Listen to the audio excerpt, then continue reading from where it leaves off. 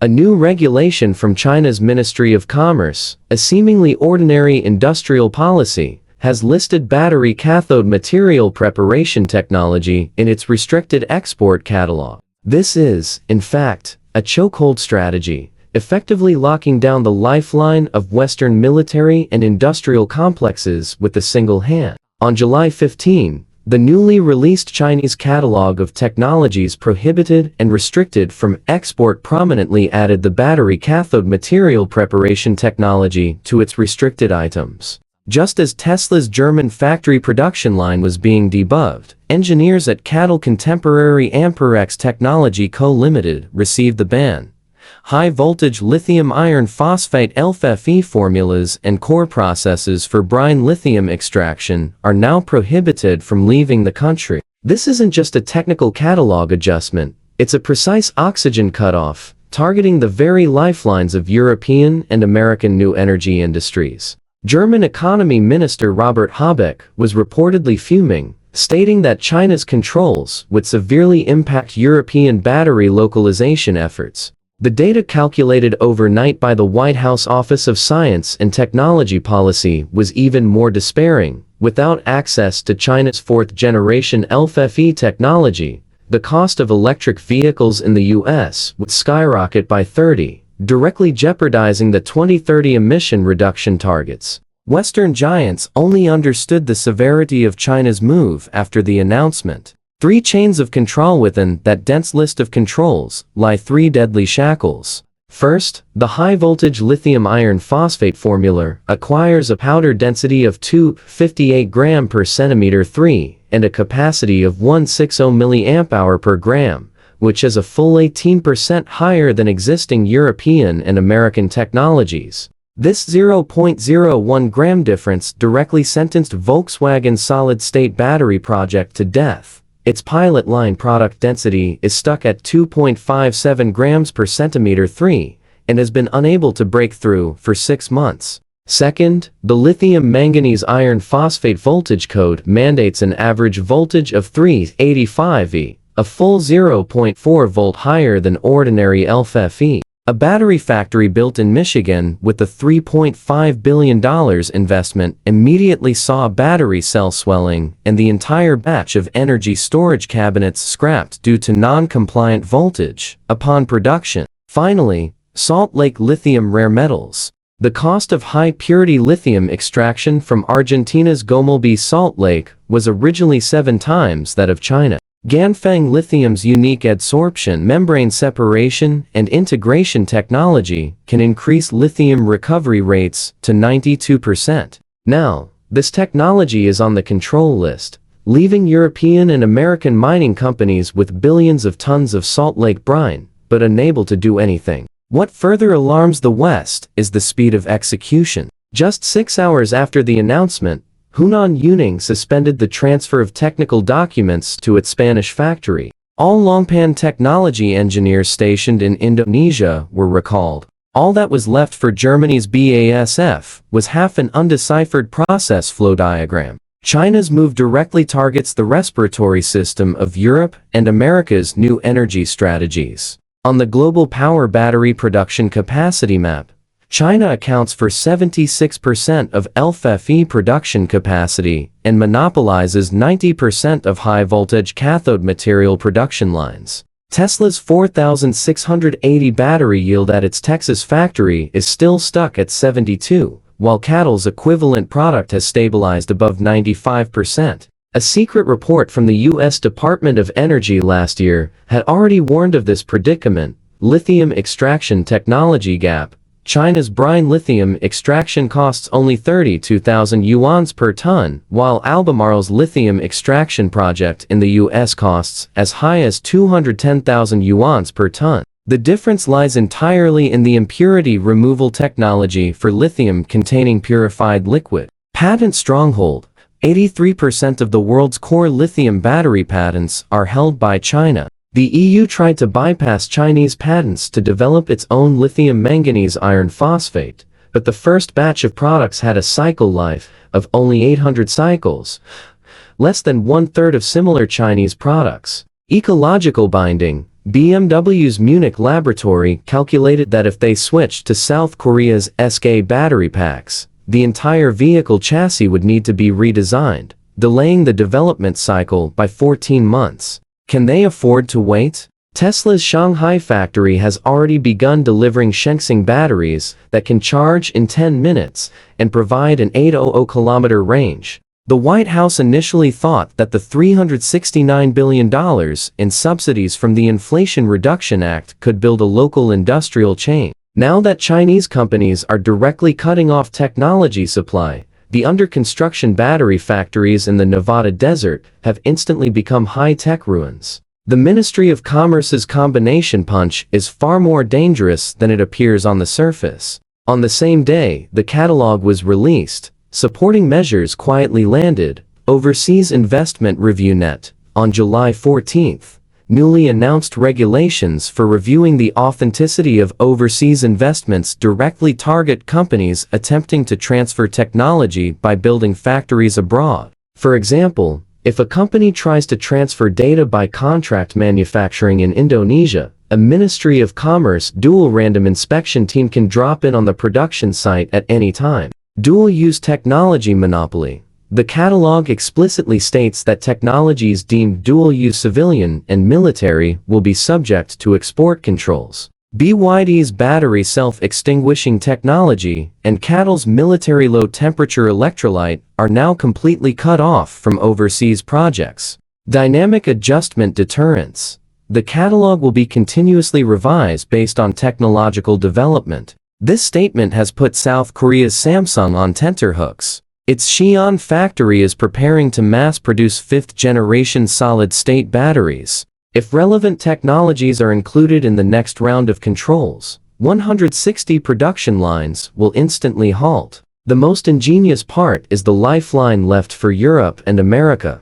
If they want the technology, they can apply for a license. However, the application conditions are despairing. It requires dual review by provincial science and technology and commerce departments, submission of a complete set of process details, and acceptance of on-site verification. By the time the process is completed, China's sixth-generation sodium-ion batteries might already be on the market. Western public opinion has reacted strongly to China's moves. The head of a globally renowned battery material consulting firm told media that the technologies mentioned in China's document involve processing lithium into batteries required for electric vehicles. This will help China maintain its 70% dominance in the global lithium processing sector while challenging Western lithium producers. First, China banned the export of gallium and germanium, superhard materials, to the US, and locked down certain resellers. Then, it strengthened technology and patent controls based on this.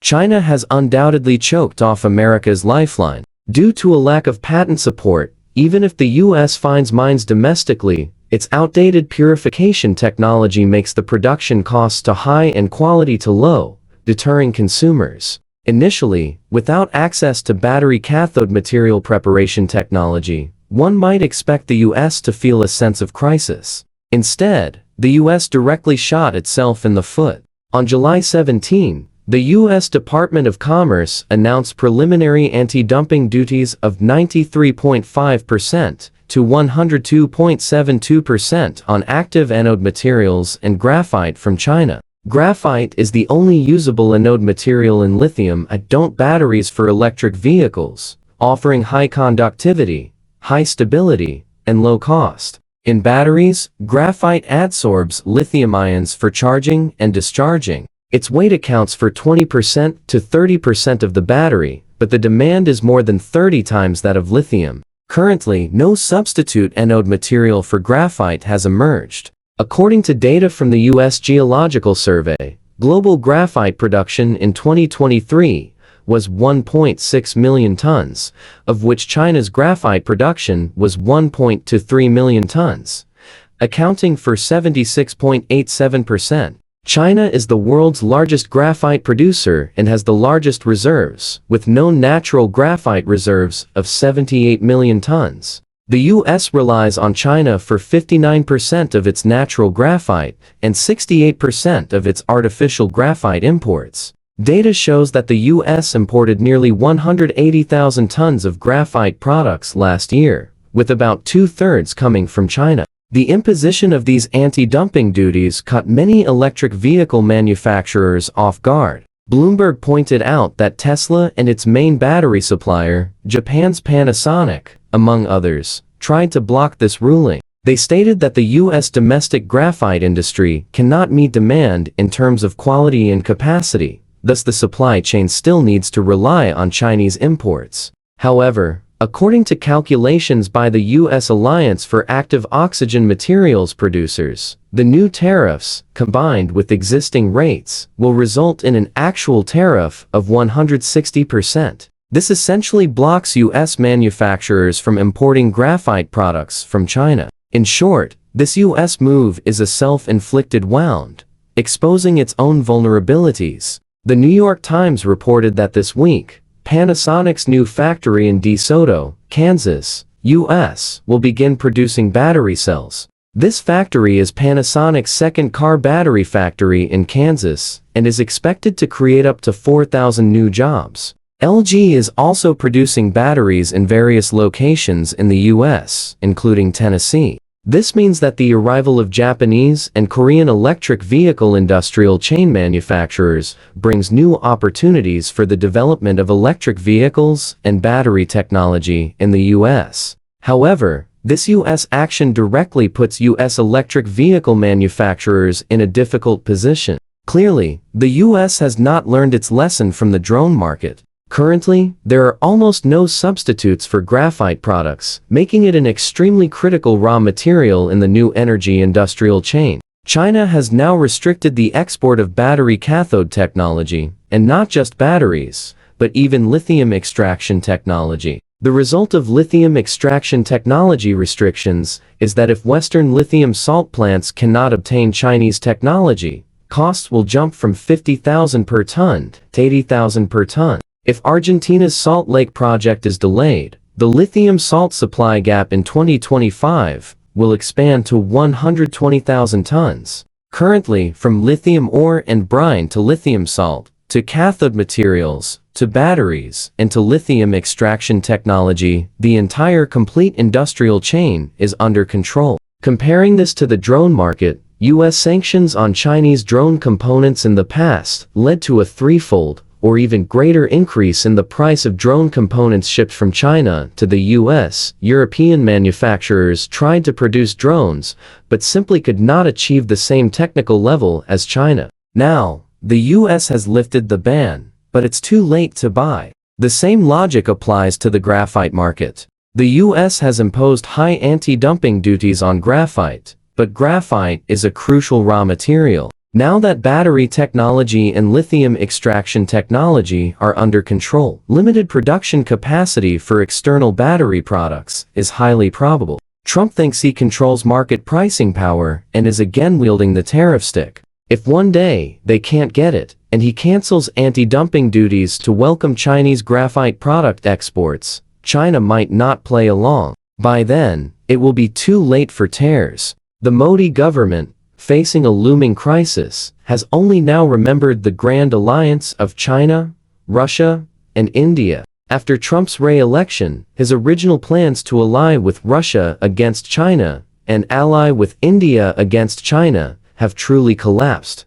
Following the India-Pakistan aerial conflict, the full-scale tariff war, and the stalemate in U.S.-Russia negotiations, India, a long-term buyer of Russian oil, has recently faced sanction threats from the U.S. and NATO. In response, Indian Foreign Ministry spokesperson Jaiswal recently issued a strong rebuke, accusing NATO of double standards on the issue. He emphasized that India has noted the relevant remarks by NATO Secretary-General Jens Stoltenberg and that ensuring the energy needs of the Indian people is our top priority. In this process, we will be guided by market and international circumstances and remain vigilant against any double standards that appear on this issue. It is noteworthy that the Indian spokesperson also hinted that day that India might restart its trilateral cooperation mechanism with China and Russia. He stated that China, Russia, and India would jointly decide on the specific time and location of the Trilateral Cooperation Mechanism meeting and would inform the outside world at an appropriate time. This platform allows the three countries to discuss regional and international issues of common interest. The full story dates back a few days to Trump's significant shift in stance on Russia. During his meeting with Stoltenberg at the White House, he announced that if Russia does not reach an agreement within the next 50 days, he would impose a 100% tariff on Russia and implement secondary sanctions. So-called secondary sanctions mean that anyone doing business with Russia will be subject to additional U.S. tariffs. The specific plan is still being formulated by the U.S. Congress, but there is no doubt that once the sanctions are in place, the biggest impact will be on several major importers of Russian energy. The day after Trump announced the sanctions, Stoltenberg directly named China, India, and Brazil in an interview, warning that if these three countries do not pressure Russia to take peace talks seriously, they will face U.S. secondary sanctions. Stoltenberg said, "Please call Putin and tell him he must take peace talks seriously, otherwise your countries will face serious economic shocks." The Indian Foreign Ministry spokesperson's warning to NATO not to use double standards was a direct response to Stoltenberg's remarks. An Indian official pointed out that although the conflict has been ongoing for over 3 years, Russia remains the largest supplier of natural gas to the EU, and NATO member Turkey is the largest buyer of Russian oil products. The Modi government's rare strong response to the West suggests they have truly been pushed to the brink. After the conflict erupted, with the tacit consent of the Biden administration, India imported large quantities of oil from Russia and resold it to Europe at high prices, making a hefty profit. The US and NATO now want to cut off their financial lifeline. How could India, having tasted the sweetness, possibly agree? It's worth mentioning that although both China and India are buying Russian oil, the Biden administration's attitude towards the two countries is completely different, also demonstrating a certain double standard. When discussing China's import of Russian oil, the Biden administration criticized China for supporting Russia and demanded that China stop buying. However, when discussing India buying Russian oil, the Biden administration stated that it was India's freedom and the US had no right to interfere. India, which once benefited from these double standards, is now a victim of another set of double standards. Such a 180-degree turn is why the Modi government reacted so strongly. Therefore, we can see that in the face of US Western secondary sanction threats, India has finally remembered China and Russia, and that there is such a non-Western multilateral framework that can help it solve problems. More importantly, this issue concerns the stability of Modi's governance, so the Indian government is unlikely to surrender. Although Modi successfully won re-election last year, the BJP lost its majority, which means that any slight misstep by the Modi government will become a target for the Congress party's attacks. In fact, the Modi government is not having an easy time. The Congress party is fiercely criticizing India's foreign policy for being severely off track. If India were to hastily cut off Russian oil imports due to NATO pressure, wouldn't that be actively walking into a trap? Moreover, if Modi were to truly reject Russian oil to curry favor with the US and the West, Russia-India relations would be severely impacted. The Putin government is already quite displeased due to the impending 10-year defense framework agreement between the US and India. If Modi chooses the US over Russia again, this time, the consequences are self-evident. He certainly understands this calculation. Furthermore, the US and India are currently engaged in a tariff war, and the Modi government would not be foolish enough to devalue itself and voluntarily give up negotiating chips. The China-Russia-India RIC Trilateral Cooperation Mechanism was established in 1998 and held its first foreign minister-level meeting in 2002. It was suspended in 2020 due to the China-India border conflict. Now, with the border patrol agreement reached between China and India in October last year, bilateral relations have embarked on a formal track, and the restart of the RIC Trilateral Cooperation Mechanism has also been put on the agenda. Not long ago, Russian Deputy Foreign Minister Andriy Rudenko revealed that China, Russia, and India are negotiating to restore relevant cooperation mechanisms. Evidently, against the backdrop of positive talks between the Chinese and Indian foreign ministers, coupled with the U.S. threatening China and India to cut off Russian oil exports and thereby squeeze the Russian economy, Moscow believes that the opportunity for China, Russia, and India to resume cooperation and maintain communication and to jointly respond to the U.S. and the West has arrived.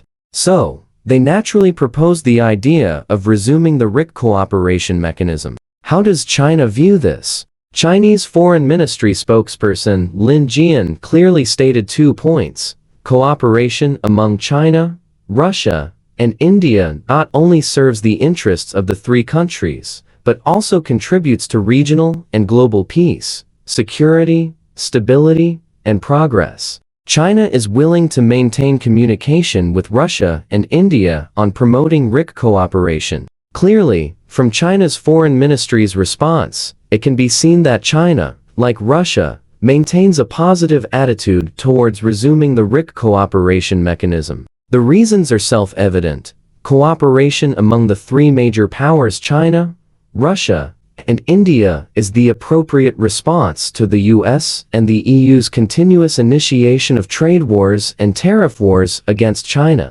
So the question arises, what does India, which has always skillfully navigated between East and West, truly think? Will it actively promote the resumption of cooperation mechanisms with China and Russia? Regarding these 2 major questions, India has formally revealed its intentions to China, sending an extraordinary signal. It is reported that recently, Indian policy figures candidly told China that India does not genuinely intend to risk a major confrontation with China. After all, China's economic scale is 5 times that of India, and its military power is far stronger. India is merely putting on a show for the US, only to incite US fantasies about India potentially confronting China. India's sudden release of this message, revealing its true intentions to China, is likely consistent with the political logic behind the Indian defense minister and foreign minister's visits to China. That is, India cannot cater to the West in the short term. Strengthening cooperation with China and Russia to counter Trump's tariff war is India's most pragmatic choice. From the current perspective, Russia will most likely not reach an agreement within 50 days. And it is unlikely that China, India, and Brazil will pressure Russia or simply stop buying Russian energy due to the pressure of secondary sanctions. This is unrealistic. Then, once relevant U.S. sanction measures are implemented, imposing tariffs on China, Russia, and India, the resumed trilateral cooperation mechanism meeting will become an excellent venue for discussing countermeasures.